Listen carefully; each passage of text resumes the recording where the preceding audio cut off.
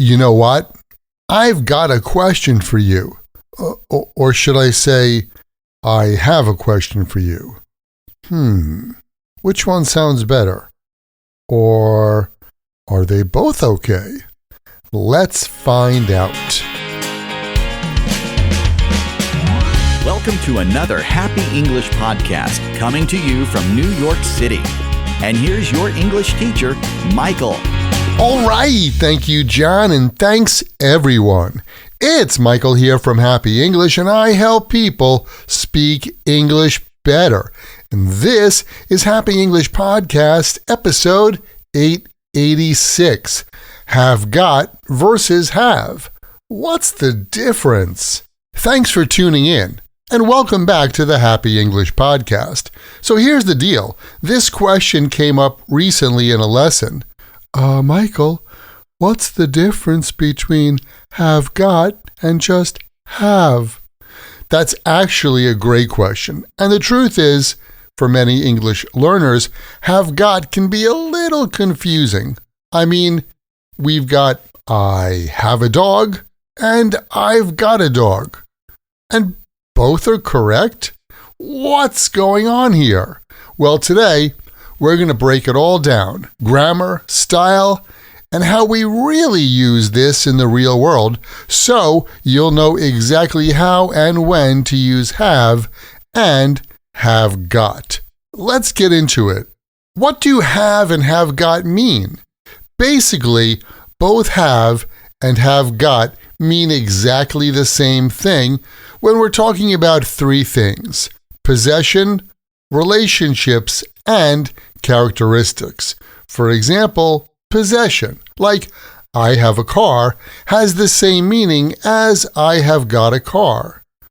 Relationships, like she has two brothers, has the same meaning as she has got two brothers. And characteristics, like he has blue eyes, has the same meaning as he's got blue eyes.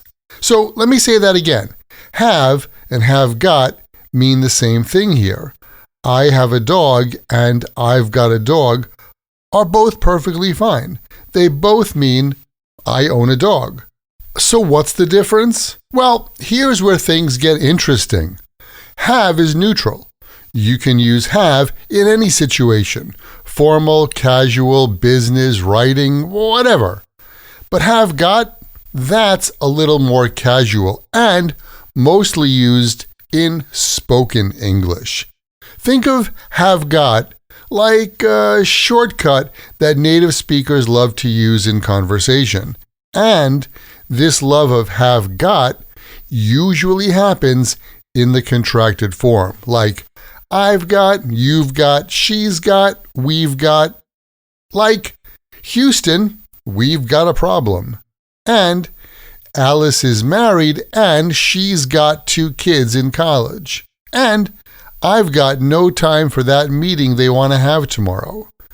These all sound supernatural in spoken American English. Now, if you're writing an essay or an email to your boss or taking a test like TOEIC or IELTS, go with have. But if you're just chatting with your friends, I've got, you've got, he's got is a great way to sound more natural. And again, as you heard in the examples I just used, in everyday English, have got is almost always contracted. I have got is pronounced as I've got. She has got is pronounced as she's got, and so on. Nobody really says the full have got unless they're trying to emphasize something they need to do, like, we have got to finish this project by 6 tonight. Or, I have got to go on a diet. All of my jeans are getting too tight. Here, you're really stressing the urgency. We also use have got to when we make a strong suggestion, like, you have got to try that new pizza shop. It's awesome. Or, you have got to go to John's Farms. They have the best apple picking this season.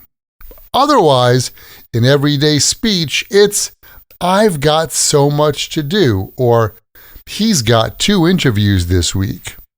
Next, what about questions and negatives? Now, here's a little grammar note. The grammar of have and have got is slightly different when you ask questions or make negative sentences. Let me show you what I mean.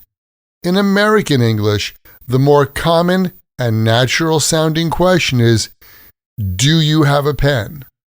This is the standard form in everyday American conversation, and it's used across all levels of formality.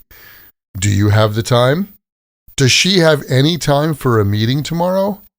On the other hand, have you got a pen? That's grammatically correct, and it's still understood perfectly, but it's more common in British English. In American English, have you got a pen can sound a little old-fashioned or a bit formal depending on the context. Native speakers in the U.S.